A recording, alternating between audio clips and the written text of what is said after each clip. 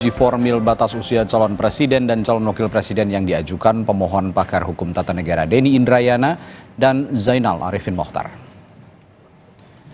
Hakim Konstitusi menegaskan putusan MK nomor 90 soal pelonggaran syarat usia capres-cawapres tidak mengandung cacat formil, kendati terbukti ada pelanggaran etik dalam proses penyusunannya.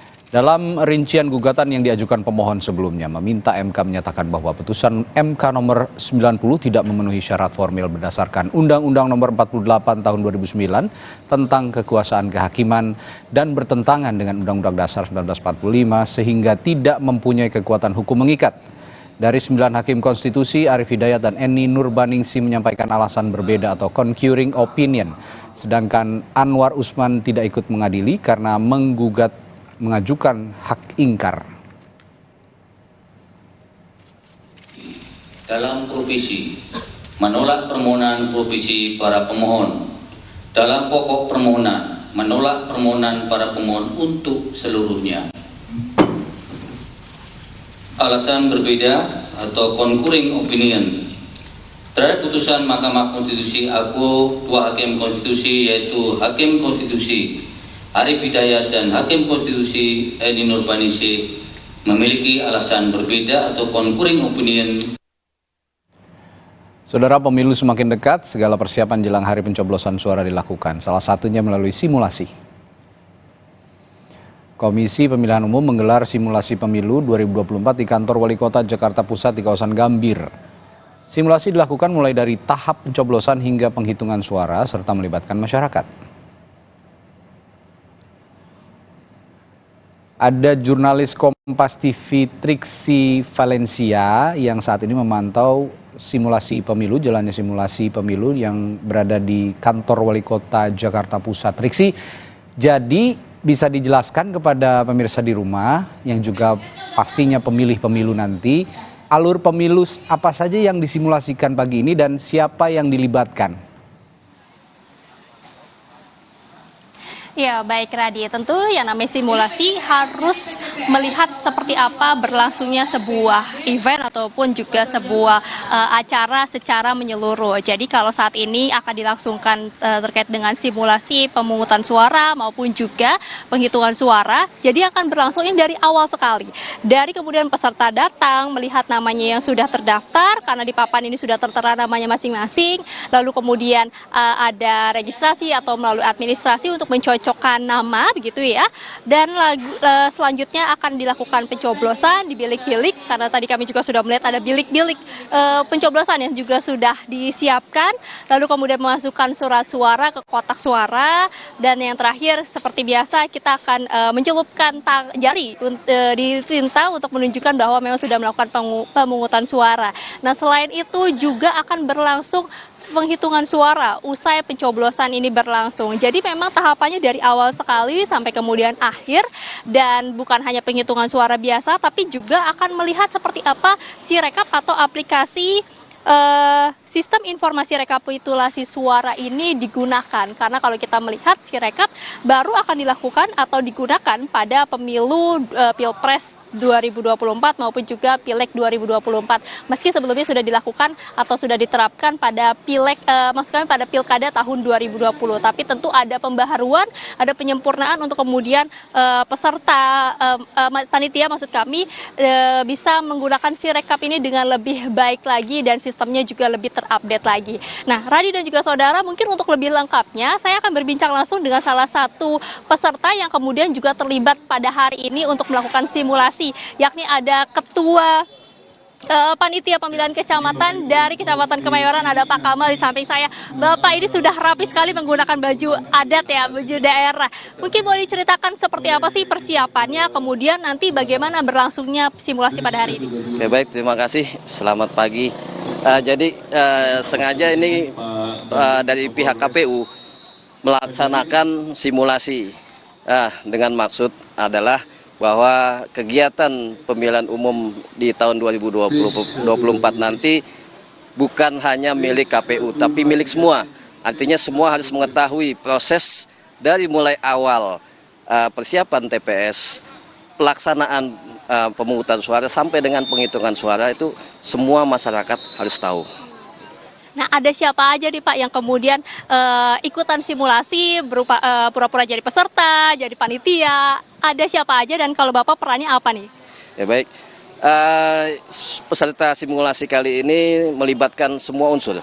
Jadi dari pihak penyelenggara pemilu, dari PPK, PPS, kemudian juga elemen-elemen masyarakat yang harusnya bisa kita akomodir, termasuk teman-teman kita kaum disabilitas akan ikut dalam melaksanakan simulasi kegiatan pemungutan dan penghitungan suara kali ini.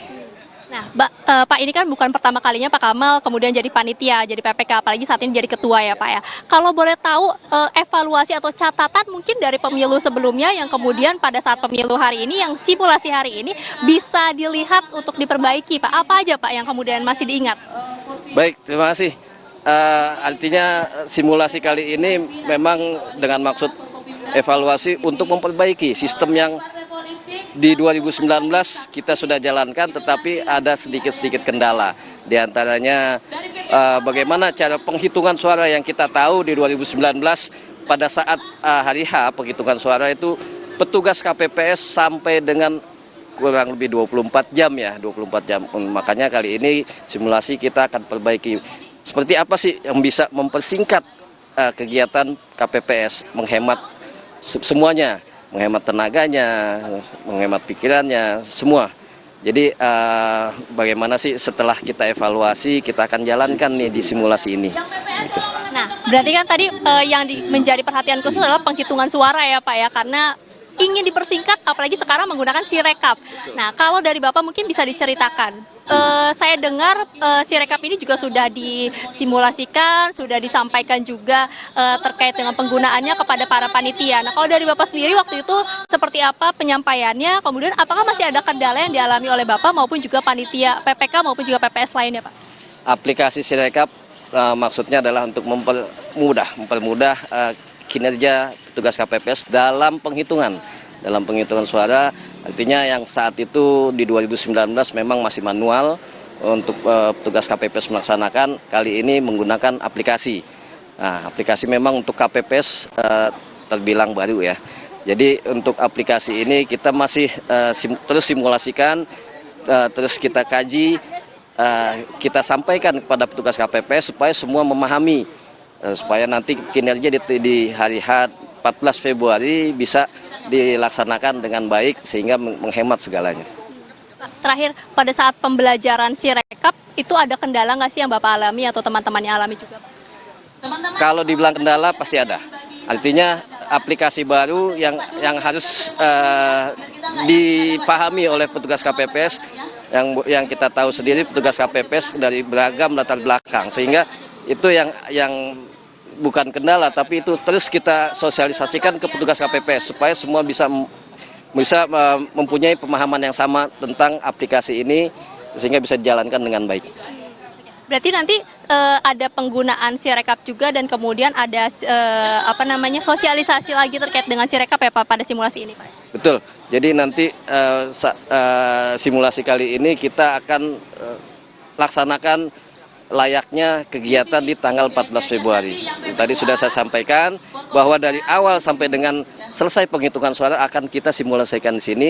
Kemudian terkait dengan sosialisasi ke petugas KPPS, nanti setelah pelantikan KPPS di tanggal 25 Januari, kita akan laksanakan BIMTEK untuk petugas KPPS. Oh, dari Bapaknya sudah melalui BIMTEK beberapa kali ya Pak? Betul, kita petugas PPK dan PPS sudah mendapatkan BIMTEK dan sosialisasi mengenai penggunaan aplikasi Sirekap. Terima kasih banyak Pak Kamal untuk informasi dan waktunya. Semoga semua simulasinya berjalan lancar ya Pak ya. Amin. Terima kasih banyak Pak Kamal. Nah, Radi dan juga saudara, itu tadi cukup lengkap sekali detail-detail yang disampaikan oleh Pak Kamal selaku Ketua Panitia Pemilihan Kecamatan dari Kecamatan Kemayoran yang juga sudah pernah melakukan atau menjadi panitia pada pemilu sebelumnya. Kalau tadi juga saya berbincang dengan salah satu panitia lainnya, baik dari PPS maupun juga dari PPK, mengatakan memang yang sudah terlibat menjadi PPK maupun juga PPS ini sudah pernah atau memiliki pengalaman mengikuti pelaksanaan pemilu pada pemilu-pemilu sebelumnya. Jadi tidak semuanya awam dan juga sudah mengetahui setidaknya beberapa informasi. Jadi untuk pada pemilu 2024 ini tentu selain kemudian memperkuat lagi, menambah lagi ketelitian maupun juga pada saat penghitungan suara, termasuk juga tadi adalah bagaimana penggunaan Sirekap yang ini masih terus dilakukan sosialisasi, kemudian juga pembelajaran. Tadi juga ditekankan bahwa dari panitia-panitia sendiri juga setelah ditetapkan sudah dilakukan BIMTEK atau bimbingan teknologi sekitar 4 kali, lalu kemudian nanti dari panitia KPPS yang akan melakukan penghitungan suara ini juga akan dilakukan bimbingan atau diberikan penyuluhan terkait dengan Sirekap ini. Tujuannya adalah menggunakan Sirekap tentu mempermudah bagaimana penghitungan suara sementara ini bisa berlangsung sehingga nanti masyarakat bisa melihat secara langsung, secara cepat seperti apa hasil pemungutan suara, penghitungan suara sementara baik di kabupaten atau kotanya, provinsinya, hingga seluruh Indonesia. Itu setidaknya menjadi penekanan dalam simulasi pada hari ini. Radi dan juga saudara, harapannya adalah untuk bisa berjalan dengan lancar. Ya, Radi. dan yang paling yang harus dipahami adalah mudah-mudahan simulasi ini juga dipahami oleh seluruh pemilih yang punya hak pilih nanti di pemilu 2024 karena surat suaranya juga cukup banyak, ada 5 ya. Baik, terima kasih Triksi Valencia melaporkan langsung dari kantor Wali Kota Jakarta Pusat. Saudara